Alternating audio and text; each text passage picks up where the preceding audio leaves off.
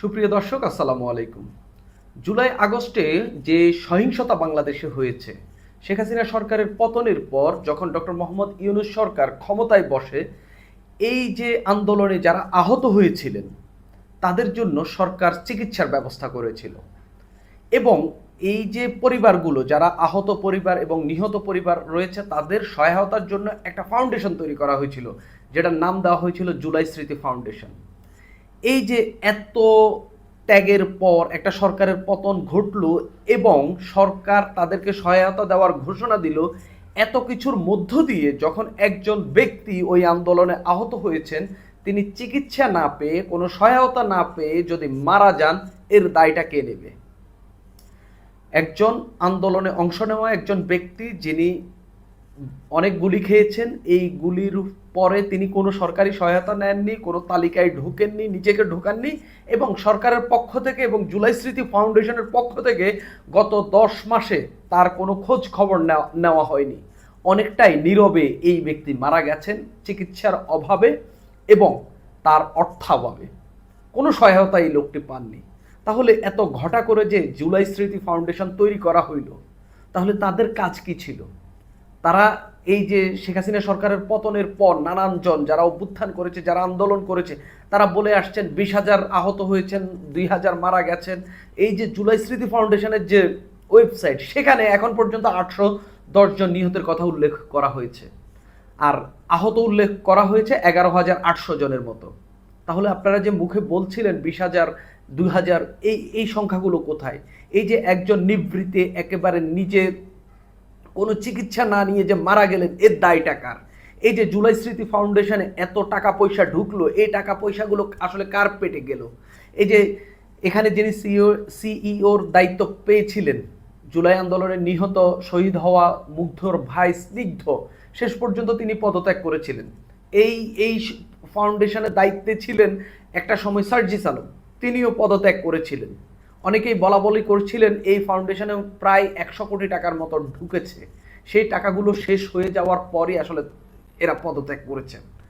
এই যে নানান তথ্য, নানান কথাবার্তা হচ্ছে, নানান আলোচনা সমালোচনা হচ্ছে, এর মধ্যে একজন আন্দোলনকারী যিনি অনেকগুলো গুলি খেয়েছেন জুলাই আন্দোলনে, সেই ব্যক্তি কোনো ধরনের সহায়তা না পেয়ে, সেই ব্যক্তি কোনো ধরনের চিকিৎসা না পেয়ে মারা গেলেন। এর দায়টা কার? অথচ এই লোকটি যখন জুলাই আগস্ট আন্দোলন চলে তখন তিনি যখন গুলি খেয়েছিলেন, তিনি হাসপাতালে ভর্তি হয়েছিলেন, তার তথ্য পাওয়া এই সরকারের জন্য, এই জুলাই স্মৃতি ফাউন্ডেশনের জন্য খুবই সহজ ছিল। তিনি যে হাসপাতালে ভর্তি হয়েছিলেন সেই হাসপাতালে থেকে তথ্য জানতে চাইলেই তারা সেই তথ্য পেয়ে যেতেন। অনেকেই এই আন্দোলনের পর, শেখ হাসিনার পতনের পর অনেকেই বলা বলি করছিলেন যে জুলাই স্মৃতি ফাউন্ডেশন যদি আহতদের তথ্য নিতে চায়, এটা খুব কঠিন বিষয় না। সারা দেশের বিভিন্ন যেসব স্থানে ব্যাপক আন্দোলন হয়েছে, সেখানকার আশপাশের হাসপাতালগুলোতে তারা যদি তথ্য নেয়, সেখান থেকেই তারা তথ্য পেয়ে যাবে। এবং তারা যদি মনে করে যে ছাত্রলীগ, যুবলীগের যারা আহত হয়েছিলেন তাদেরকে তারা কোনো সহায়তা দেবেন না, সেটা সেখান থেকে পাওয়া তথ্য মতে যে হাসপাতাল থেকে আপনি ৫০ জন পেয়েছেন, এর মধ্যে ৫০ জনকে আপনি যাচাই বাছাই করেন যে কারা এই আন্দোলন করে আহত হয়েছেন, কারা আন্দোলনের বিরুদ্ধে দাঁড়িয়ে আহত হয়েছেন, তাহলেই হিসাব সহজ হয়ে যেত। কিন্তু তারা সেটা করেনি। তারা শুধুমাত্র একটা লুটপাটের জায়গা তৈরি করেছে এই জুলাই স্মৃতি ফাউন্ডেশনের মধ্য দিয়ে। অনেকেই বলে থাকেন এই ১০০ কোটি টাকা আন্দোলনকারী, আহত এবং যারা শহীদ হয়েছে তাদের পরিবারের হাতে প্রপারলি পৌঁছায় নাই।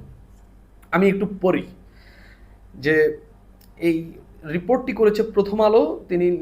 তারা লিখছে, গণ অভ্যুত্থানে আহত এক ব্যক্তি, শিরোনামটি ছিল ভয়ে সরকারি তালিকায় নাম তোলা ইমরান চলে গেলেন নীরবে। তিনি আসলে ভয় পেয়েছিলেন। তিনি মনে করছিলেন যদি এই সরকার থেকে কোনো সহায়তা নেন, আওয়ামী লীগ এলে, যদি কোনো সময় আওয়ামী লীগ ফিরে আসে, তারা যদি সরকার গঠন করে, কিংবা তারা যদি রাজনীতিতে, বাংলাদেশের রাজনীতিতে আবার নিজেদেরকে প্রতিষ্ঠিত করতে পারে, তাহলে হয়তো তার উপর হামলা টামলা হইতে পারে। খুবই ভালো কথা। তার একটা ভয়, বাংলাদেশের রাজনীতিতে এই ঘটনাগুলো ঘটে থাকে বিদায় মানুষের মধ্যে এই ভয়গুলো আছে, খুবই স্বাভাবিক।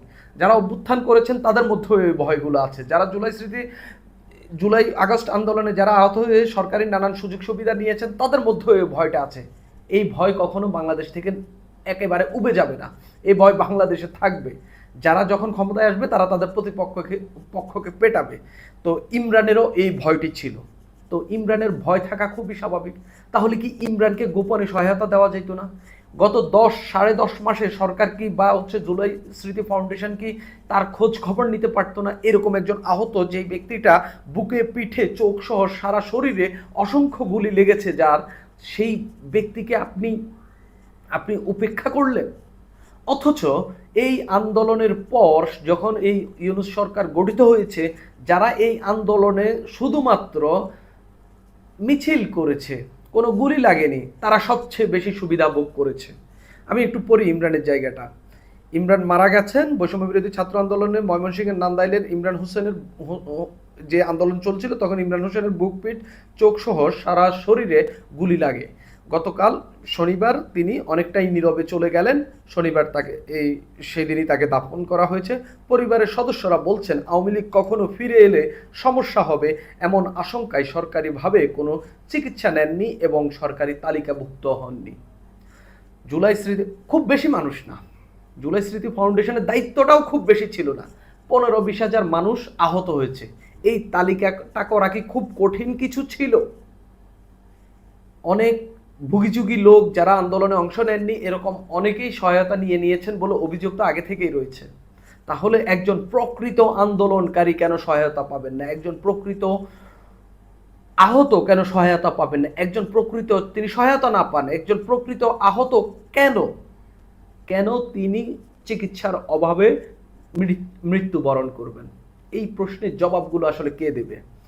ইমরান মারা যাওয়ার খবর পেয়ে শনিবার গ্রামের বাড়িতে যান এনসিপির কেন্দ্রীয় কমিটির যুগ্ম মুখ্য সমন্বয়ক আশিকিন আলম। তিনি বলেন, ইমরান জুলাই আন্দোলনে গুলিবিদ্ধ হয়েছিলেন, তার চিকিৎসার ব্যবস্থা পত্র দেখে আমরা নিশ্চিত হয়েছি। অর্থাৎ মারা যাওয়ার পর তিনি চিকিৎসার ব্যবস্থাপত্র দেখে তিনি নিশ্চিত হয়েছেন, এতদিন তিনি খোঁজ পাননি। তিনি বলেন, কিন্তু সরকারি কোনো তালিকায় তার নাম অন্তর্ভুক্ত হয়নি। আন্দোলনে আহত হওয়ার বিষয়টি ইমরান কাউকে বলেননি। এখন আমরা প্রয়োজনীয় উদ্যোগ নিব। ইমরান কেন এটা আপনাদেরকে এসে বলতে হবে? আপনারা যে জুলাই স্মৃতি ফাউন্ডেশন করেছেন, এটার কাজ কি ছিল? এটা কি পারতো না সারা দেশে সব জেলা উপজেলায় খবর নিয়ে সরকারি কর্মকর্তাদের মধ্য দিয়ে একটি তালিকা করতে? কেন পারলো না? নাকি শুধুমাত্র টাকা ঢুকেছে সেটা কিভাবে নিজেদের মধ্যে বন্টন করবে সেটার মধ্যেই তারা ব্যস্ত ছিল? এরকম কি? যদি এরকমই হয়ে থাকে তাহলে তো প্রকৃত আহত এবং নিহতদের পরিবারের খোঁজ আপনারা রাখবেন না, কারণ যত কম আসে ততই আপনাদের ভালো। এরকমও অভিযোগ ছিল সার্জিস আলম যখন দায়িত্বে ছিলেন, তিনি সম্পাদকের দায়িত্বে ছিলেন, সিইও ছিলেন স্নিগ্ধ, তখন এরকম অনেকেই যখন এসে আবেদন করছিলেন তারা বলছিল যে তারা অনেক যাচাই বাছাই করবেন। আরে ভাই, যে লোকটা আহত হয়েছে তাকে যত দ্রুত চিকিৎসা এবং সহায়তা দেওয়া যায় সেটাই তো ভালো। আমি দিনাজপুরের একটা ঘটনা জানি, যে এক ব্যক্তি সহায়তা না পেয়ে, যিনি আন্দোলনে আহত হয়েছিলেন, গুলিবিদ্ধ হয়েছিলেন, তিনি সহায়তা না পেয়ে তার সন্তানকে বিক্রি করেছেন। এই হইল কাহিনী। ইমরানের বাড়ি ময়মনসিংহের নান্দাইল উপজেলায়। তার স্ত্রী বলেন, এটা খুবই গুরুত্বপূর্ণ, জুলাই আন্দোলনে তার স্বামী আহত হলেও ভয়ে সরকারি তালিকায় নাম তোলেননি। টাকার অভাবে প্রয়োজনীয় চিকিৎসাও করানো যায়নি। তার সঙ্গে যারা আহত নিহত হয়েছিলেন তারা সবাই তালিকাভুক্ত হওয়া ছাড়াও সরকারের সব ধরনের অর্থ বরাদ্দ পেয়েছেন, কিন্তু তার স্বামীর খবর কেউ নেননি। তিনি একেবারে স্পষ্ট করে বলছেন তার স্বামীর খবর কেউ নেননি। এই হইল জুলাই আন্দোলনে নিজের ত্যাগ তিতিক্ষা দিয়ে, নিজের প্রাণ দিয়ে, এই যে 10 মাস পরে, 10.5 মাস পরে হইলে তো তিনি মৃত্যুবরণ করেছেন, প্রাণ হারিয়েছেন। এই হইল ত্যাগের ফল। আপনি কোনো সহায়তা পাবেন না, আপনার কেউ খোঁজ নেবে না, বাকিরা ব্যস্ত থাকবে। যাদের বুকে পিঠে গুলি লাগিয়ে এই যে একটি সরকারের পতন ঘটালো, অন্য যারা অভ্যুত্থানের নেতৃত্ব দিয়েছেন তারা নানান ধরনের কাবিরাজি করবেন, নানান ধরনের নিয়োগ বাণিজ্য করবেন, নানান ধরনের লুটপাট করবেন, নানান ধরনের দুর্নীতিতে জড়িয়ে পড়বেন, দল গঠন করবেন, ক্ষমতায় আসতে চাইবেন, অনেক কিছু করবেন। কিন্তু যেই ব্যক্তির বুকে গুলি লাগার ফলে শেখ হাসিনার পতন হয়েছে, তার খবর আপনারা নেবেন না। এই দায়িত্বটা তো আপনাদেরই ছিল। আমি সরকারেরও দোষ দিব না, সরকার নানান কাজ করছে। আমি জুলাই স্মৃতি ফাউন্ডেশনের দোষ দিব। জুলাই স্মৃতি ফাউন্ডেশনের সঙ্গে যারা এতদিন যুক্ত ছিল তাদের সবার এই দায় নিতে হবে। কেন ইমরানের খোঁজ নেওয়া হলো না? কেন ইমরান চিকিৎসার অভাবে মারা গেল? জুলাই স্মৃতি ফাউন্ডেশনে কি কোনো অংশে টাকা কম ঢুকেছে? সরকার কি কম টাকা সাপ্লাই দিয়েছে? এই টাকা গেল কোথায়? কেন ইমরানের ঘরে টাকা পৌঁছাবে না? কেন ইমরান চিকিৎসা না পেয়ে মারা যাবে? এই প্রশ্নগুলোর জবাব কি এই জুলাই স্মৃতি ফাউন্ডেশনের সঙ্গে এতদিন যারা যুক্ত ছিলেন তারা কি দিতে পারবেন? এই যে মৃত্যু, এই মৃত্যুর দায় যতটা না শেখ হাসিনা, তার চেয়ে বেশি জুলাই স্মৃতি ফাউন্ডেশনের যারা নেতৃত্বে ছিল তাদের। এখানে ইউনো কথা বলছেন। ইউনোর কথা হইল যে ইমরান কোথাও তালিকাভুক্ত হননি, আপনারা ঘোড়ার ঘাস কেটেছেন, আপনারা জানেন না এরকম একটা লোক আহত হয়ে বাড়িতে পড়ে আছেন, আপনারা এটা জানতেন না। তার চিকিৎসার ব্যবস্থাপত্র দেখে আমরা নিশ্চিত হতে পেরেছি তিনি আন্দোলনে আহত। বিষয়টি আমরা ঊর্ধ্বতন কর্তৃপক্ষকে জানিয়েছি। তিনি যে হাসপাতালে আন্দোলনের পর চিকিৎসা নিয়েছেন সেই হাসপাতালে খোঁজ নিলেই জানা যেত। সেই হাসপাতালে যে আন্দোলনকারী আহত অনেকজন যে ভর্তি হয়েছিলেন সেই তথ্যটা যদি জুলাই স্মৃতি ফাউন্ডেশন নিত, কিংবা ওইখানকার ইউনো নিত, কিংবা জেলা প্রশাসক নিত, তখনই জানা যেত যে হচ্ছে এইরকম ইমরান নামে একজন আহত ছিলেন, তিনি ন্যূনতম কিছু চিকিৎসা নিয়ে বাড়িতে অবস্থান করছেন। এর দায় এই সঙ্গে জড়িত যারা তাদের সবাইকে নিতে হবে। সুপ্রিয় দর্শক, আপনারাও জানেন অনেকেই এই যে শেখ হাসিনা সরকারের পতনের পর যারা আন্দোলনের নেতৃত্ব দিয়ে অনেক ধরনের বড় বড় কথা বলেছে, অনেক রাজনৈতিক দল বড় বড় কথা বলেছে, তারাও যে শেখ হাসিনা সরকারের মতোই একই কাজ করছে, একই ধরনের লুটপাট, একই ধরনের কর্মকাণ্ড, দুর্নীতি, চাঁদাবাজি করে যাচ্ছে, সেগুলো কিন্তু আমরা দেখতে পাচ্ছি। একটা সরকারের পতন হইল নানান বয়ান দিয়ে, যে সরকারের পতন ঘটলো গত 10.5 মাসে আমরা কোনো পরিবর্তন দেখিনি। এমনকি যারা ওই আন্দোলনে নিজের জীবন বিসর্জন দিয়ে আন্দোলন করেছে তাদের যে স্বপ্ন সেটাও বাস্তবায়ন হয়নি। তো আদতে শুধুমাত্র একটা সরকারের পরিবর্তন হয়েছে, আর কোনো কিছুর পরিবর্তন হয়নি। বাকি সব লুটপাট, চাঁদাবাজি, যত যা দুর্নীতি সব কিন্তু দেদারসে চলছে। সুপ্রিয় দর্শক, আপনারাও এটা দেখছেন, আপনাদের কি মন্তব্য অবশ্যই জানাবেন। আজ এই পর্যন্ত।